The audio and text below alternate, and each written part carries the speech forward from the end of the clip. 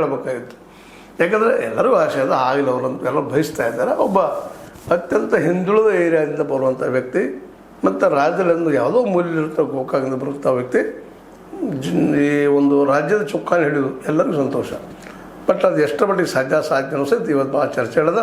ಅದರಲ್ಲೂ D K Shivakumar ಅವರು ಸಿದ್ದರಾಮಯ್ಯನ ಬದುಕಿ ಸರಿಸಿದ್ದಾರೆ ಹೈಕಮಾಂಡದ ಬೆಂಬಲದಿಂದ. ಮತ್ತು ನಾನು ನೋಡ್ರಿ ಎಲ್ಲ ರಾಜಕೀಯ ಪಕ್ಷದಲ್ಲೇ ಹೆಚ್ಚು ಲಾಭ ಮಾಡಿಕೊಡೋರು, ಪಾರ್ಟಿ ಫಂಡ್ ಹೆಚ್ಚು ತಂದುಕೊಡೋರು ಅವ್ರನ್ನ ಆಯ್ಕೆ ಮಾಡ್ತಿರ್ತಾರೆ. ಅವ್ರ ಬೆಂಬಲದ ಇಲ್ಲ ಅಂತಲ್ಲ.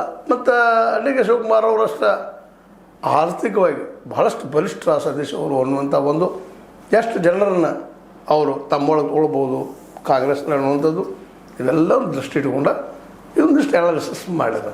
ಇದು ತಪ್ಪಿರ್ಬೋದು, ಇದೇ ಆಗ್ತದೆ ನಾವು ಹೇಳಲಿಕ್ಕೆ ಹೊರಟಿಲ್ಲ. ಸತೀಶ್ ಆದರೆ ಭಾಳ ಸಂತೋಷ ನಮ್ಮ ಏರಿಯಾದವರು. ಅದೇ ಕಾರಣಕ್ಕೆ ಒಂದು ವೇಳೆ ಕಾಂಗ್ರೆಸ್ನಲ್ಲಿ ಆಗಲಿಕ್ಕೆ ಬಿ ಜೆ ಪಿಯಲ್ಲಿ ಆಗ್ತಾರೆ ಅನ್ನೋಂಥ ಒಂದು ಅನಾಲಿಸಿಸ್ ಏನಪ್ಪ ಅಂದ್ರೆ ಅವ್ರ ಬಗ್ಗೆ ಭಾಳಷ್ಟು ಇತ್ತೀಚೆಗೆ ನೋಡ್ತಾ ಇದ್ದೀವಿ. ಮಾಸ್ ಮೀಡಿಯಾಗಳು, ಅದರಲ್ಲೂ ಗೋಧಿ ಮೀಡಿಯಾಗಳು ಸತೀಶ್ ಅವರನ್ನು ಡಿ ಕೆ ಶಿ ವಿರುದ್ಧ ಎತ್ತು ಕಟ್ಟುವಂಥ ಕೆಲಸಗಳು ಮಾಡ್ತಾ ಇರ್ತಾರೆ.